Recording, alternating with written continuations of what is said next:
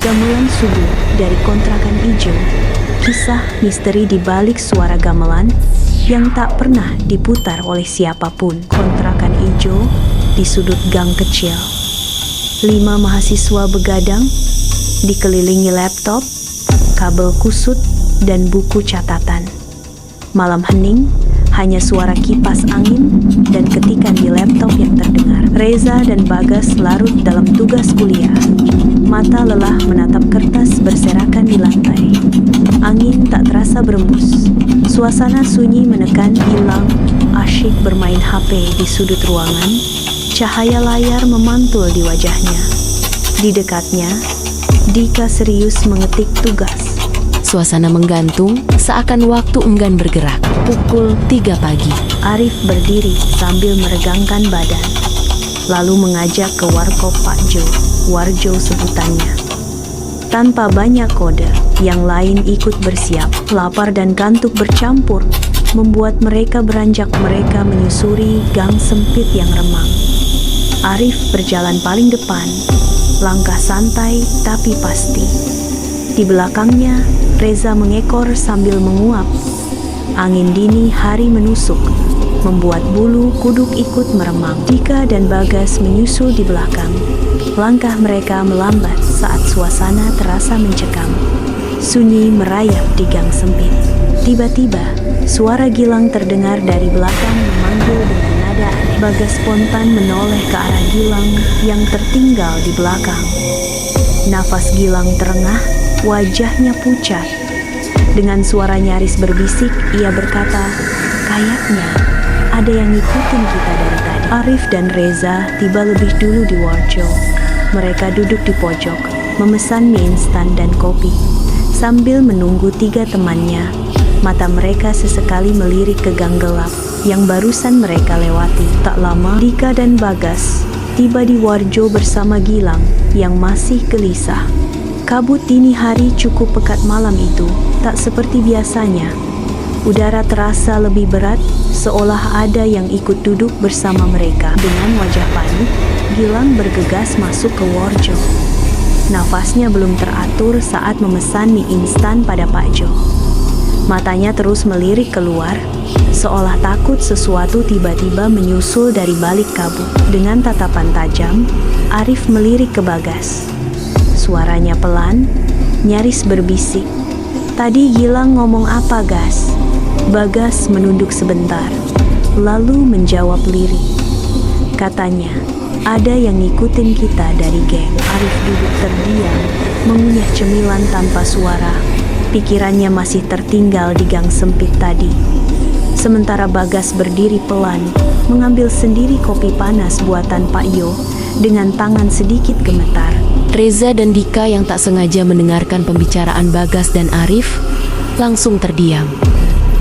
Wajah mereka menegang. Suasana di Warjo mendadak hening. Hanya suara jangkrik dan kipas tua yang masih berputar. Pak Jo melirik ke arah mereka, alisnya mengernyit. Anak-anak itu tampak berbeda malam ini. Terutama Gilang yang duduk diam menatap meja, tak bersuara. Sorot matanya kosong, seperti habis melihat sesuatu. Pak Jo memanggil Gilang, menyuruhnya bergabung karena mie instan sudah matang. Suaranya tenang, tapi matanya awas. Ia lalu bertanya pelan, "Kenapa malam ini kalian seperti ketakutan? Ada apa di jalan?" Tak ada yang menjawab Pak Jo. Mie instan jadi pelarian. Perlahan, suasana mencair. Obrolan mulai ramai tentang tugas, dosen killer, lalu beralih ke film horor.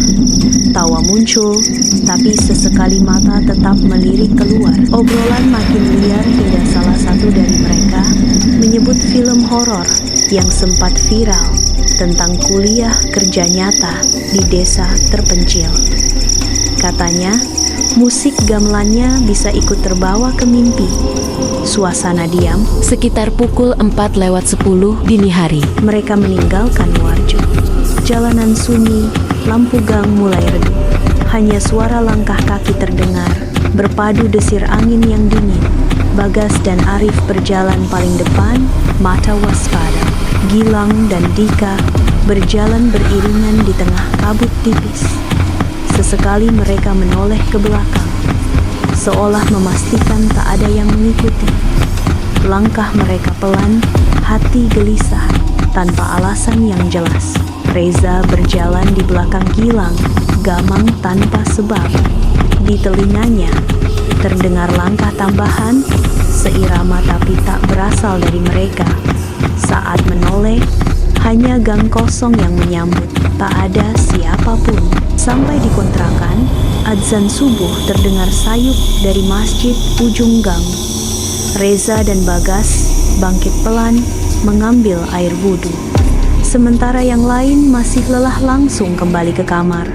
Tanpa banyak bicara, Reza dan Bagas melangkah pelan ke kamar mandi, membasuh wajah dengan air dingin. Tanpa suara, mereka mengenakan sarung dan bersiap salat. Sementara itu, langit mulai mengabu. Subuh menyapa pelan. Reza dan Bagas sholat berjamaah di ruang tengah. Suasana masih mencekam, cahaya lampu temaram. Setiap gerakan terasa berat, seolah ada yang memperhatikan dari sudut ruangan yang gelap dan dingin. Usai salat, Reza dan Bagas kembali ke kamar.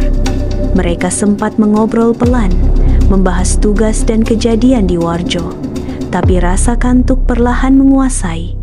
Obrolan terhenti, lampu dimatikan. Malam menelan sunyi. Reza menarik selimut dan mencoba tidur. Lampu kamar sudah dimatikan. Hanya cahaya samar dari luar jendela yang menyusup ke dalam. Namun belum sempat tertidur, telinganya menangkap suara aneh, musik gamelan, lirik, dan mengalun dari kejauhan. Persis seperti yang dibahas di Warjo tadi. Reza terbangun, matanya membelalak, tubuhnya membeku. Suara gamelan makin nyaring, mengalun dari arah yang tak jelas. Reza terbangun, lalu duduk di tepi kasur. Jantungnya berdetak cepat. Ia menajamkan telinga, memastikan suara itu nyata, bukan dari mimpi. Reza bangkit dari kasur. Suara gamelan semakin nyaring. Jantungnya berdegup lebih cepat. Ia melangkah perlahan keluar kamar, menyusuri lorong yang diterangi cahaya redup dari lampu gantung. Ruang tengah di ujung lorong terlihat remang. Dan dari situlah suara itu berasal. Speaker besar di pojok ruang tengah menyala. Lampu indikatornya merah. Tapi kabelnya terlepas dari colokan. Musik gamelan terus mengalun, pelan tapi nyata, seolah diputar dari ruang kosong yang tak terlihat. Reza mematung, tubuhnya kaku. Ia tak berani mendekat, hanya bisa menahan napas, menunggu suara itu berhenti, mengira ada yang iseng. Reza melangkah menuju kamar pertama. Ia buka pintunya perlahan, gelap, lampu tak menyala. Hanya aroma lembab dan sunyi yang menyambut. Suara gamelan tetap terdengar, entah dari mana. Reza memeriksa kamar pertama. Dika dan Gilang tertidur pulas. Ia goyangkan bahu salah satunya. Tak ada respons. Pernafasannya dalam dan tenang. Tak tampak seperti sedang berpura-pura. Heran mereka bisa sangat pulas. Reza membuka pintu kamar kedua dengan perlahan. Arif terbaring terlentang di atas kasur, wajahnya tenang, mata terpejam rapat. Tak ada gerakan, tak ada suara. Suara gamelan masih terdengar. Reza kembali ke kamarnya. Ia tertegun melihat Bagas kini tidur di lantai, meringkuk diam tanpa suara. Posisi itu tampak ganjil, seolah berpindah tanpa sadar. Reza berdiri membisu, jantungnya berdebar. Reza membangunkan Bagas pelan dan menyuruhnya pindah ke kasur. Tanpa suara, Bagas bangkit dan naik ke tempat tidur. Wajahnya bingung, matanya kosong. Ia tampak heran, tak tahu kenapa bisa tidur di lantai. Tiba-tiba, gamelan terhenti, sunyi. Lalu terdengar jeritan perempuan, pelan dan jauh. Setelah itu, hening lagi. Perlahan, Reza mendekati jendela dan mengintip keluar. Reza memberanikan memberanikan diri keluar lagi. Langkahnya pelan, napas menahan cemas. Dari celah pintu, ia melihat asap tipis mengepul dari ruang tengah bergerak lambat, menggantung aneh di udara remang. Speaker di ruang tengah kini hangus di bagian belakang. Asap tipis masih mengepul. Tak ada bau kabel terbakar, tak ada jejak siapapun. Hanya gelap yang pekat dan udara yang terasa lebih dingin. Reza tak berani mendekat ke ruang tengah. Ia duduk bersila di lantai kamarnya, tubuh gemetar. Tidur tak mungkin, tak ada yang bisa menenangkan. Ia hanya menunggu matahari, satu-satunya hal yang masuk akal. Dika dan Gilang mulai terbangun. Mata mereka berat, tubuh masih lelah. Tapi ada rasa ganjil, kenapa bisa terbangun sepagi ini? Padahal mereka merasa baru saja tidur. Keduanya saling pandang, bingung. Arif terbangun perlahan, matanya menyipit terkena sinar matahari yang masuk melalui jendela. Ia duduk bengong di atas kasur, diam beberapa saat, mencoba mengingat kenapa rasanya tidur tadi begitu singkat. Reza masih duduk di lantai, mematung, wajahnya pucat, matanya menatap kosong, penuh ketakutan. Di sampingnya, Bagas mulai bergerak pelan, tubuhnya menggeliat. Lalu perlahan bangun, tampak kebingungan. Satu persatu temannya bangun. Reza tetap diam di sudut kamar, mata sayu, wajah pucat. Teman-temannya menatap bingung, bertanya-tanya. Reza hanya menunjuk ke ruang tengah. Mereka benar-benar tak mengerti. Dika melangkah ke ruang tengah, pelan dan ragu. Pandangannya langsung tertuju pada laptop yang tergeletak di lantai. Layarnya menyala, ia terpaku. Bukankah tadi malam sudah ia matikan? Kenapa kini hidup lagi? Di layar laptop aplikasinya sudah terbuka, menampilkan lagu terakhir yang diputar. Gending Malam, tari penolak roh jahat.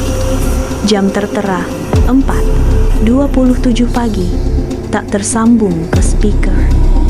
File itu tak bisa dihapus. Malam datang lagi. Semua terlelap, membiarkan keheningan menelan sisa ketakutan. Tak ada yang membahas kejadian kemarin. Lalu, di tengah malam, gamelan itu terdengar lagi. Tapi kini, suaranya berasal dari kamar Reza. Tubuh Reza kaku, matanya terbuka lebar. Suara gamelan makin jelas, bergema dari dalam kamarnya sendiri. Nafasnya tercekat, dingin menjalar ke tulang. Ia tahu semua ini belum benar-benar selesai. Mungkin memang benar-benar ada yang tinggal di sana.